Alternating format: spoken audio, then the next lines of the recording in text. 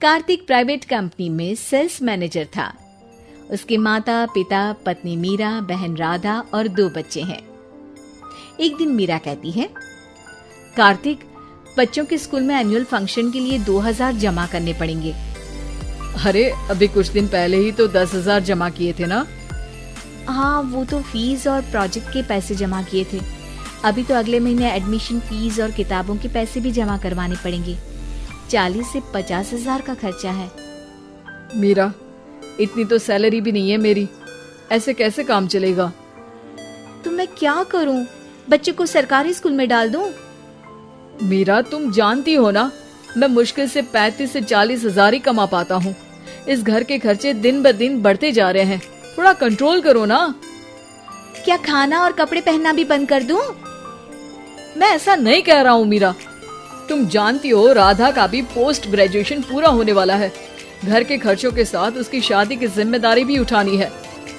मेरे बच्चों की पढ़ाई से ज्यादा इम्पोर्टेंट राधा की शादी है, तो करो जो मन में आए।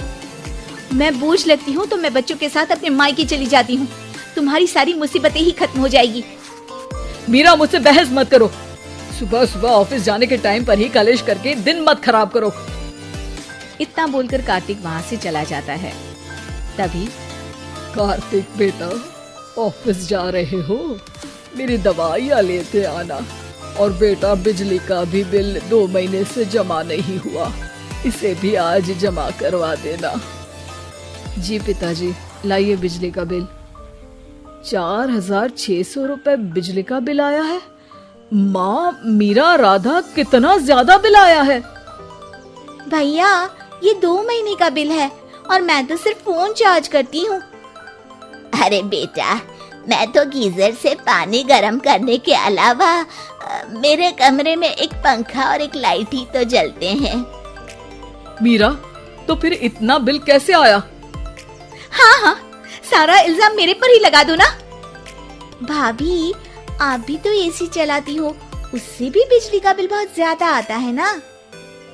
एसी मेरे मायके से आई है और वो भी अब सबकी आंखों में खटकने लगी है। मीरा, अपना मुंह बंद करो और आज के बाद तुम एसी नहीं चलाओगी। माँ, आप भी अपना पानी धूप में गर्म करके नहाया करो।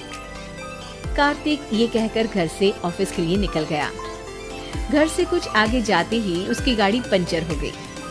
कार्तिक को पंचर बनवाकर ऑफिस पहुंचने में लेट हो गया। बॉस ने कार्तिक को अपनी कैबिन में बुलाया। मे आई कम इन सर?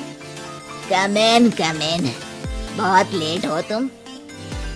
सॉरी सर, कुछ प्रॉब्लम्स की वजह से लेट हो गया। मुझे कुछ नहीं सुनना। तुम्हारा टारगेट कंप्लीट हुआ? नो सर, अभी बाकी है। क्यों? सर, मार्केट में बहुत रिसेशन चल रहा है, बिजनेस कहीं से मिल नहीं पा रहा। मैं अपनी तरफ से पूरी कोशिश कर रहा हूँ सर। मुझे तुम्हारी कोशिश नहीं चाहिए, मुझे बिजनेस चाहिए। अगर तुमसे नहीं हो पा रहा है तो तुम रिजाइन कर सकते हो। अब नहीं सर, मुझे इस नौकरी की बहुत जरूरत है। मैं अपनी फैमिली का सिंगल अर्निंग पर्सन हूँ। मेरी जॉब चली गई तो मेरी फैमिली प्रॉब्लम में आ जाएगी सर। इसका ख्याल तुम्हें रखना चाहिए। जाओ यहाँ से और बिना बिजनेस लाए मुझे तुम अपना मुंह मत दिखाना। कार्तिक बिजनेस की तलाश में इधर से उधर कड़ी धूप में सारा दिन भटकता रहता है और थका हारा जब शाम को घर आया। बेटा, मेरी दवाई ले आए और बिजली का बिल भर दिया। अब दवाई लाना भूल गया पिताजी, और बिजली का बिल जल्दी भर दूंगा। पर बेटा, याद से भर देना, वरना बिजली वाले बिजली काट कर चले जाएंगे। लीजिए पानी। बच्चों के एनुअल फंक्शन के लिए स्कूल में जमा करने वाले पैसे लेकर आए? अभी सैलरी नहीं आई है मेरा, और अकाउंट में ज्यादा पैसे भी नहीं बचे हैं। तो क्या बच्चों को स्कूल भेजना बंद कर दूं? बच्चे अगर इस साल एनुअल फंक्शन नहीं अटेंड करेंगे तो कोई पहाड़ नहीं टूट पड़ेगा। और अब तुम मेरा दिमाग खाना बंद करो। अरे, आप मुझ पर क्यों चिल्ला रहे हैं? कार्तिक गुस्से में घर से बाहर चला जाता है। अब मीरा रोने लगती है। भाभी, आप रोइए मत, टेंशन लेने से कुछ नहीं होगा। पर राधा, घर के भी खर्चे हैं, कार्तिक के गुस्सा करने से घर के खर्चे नहीं पूरे होंगे।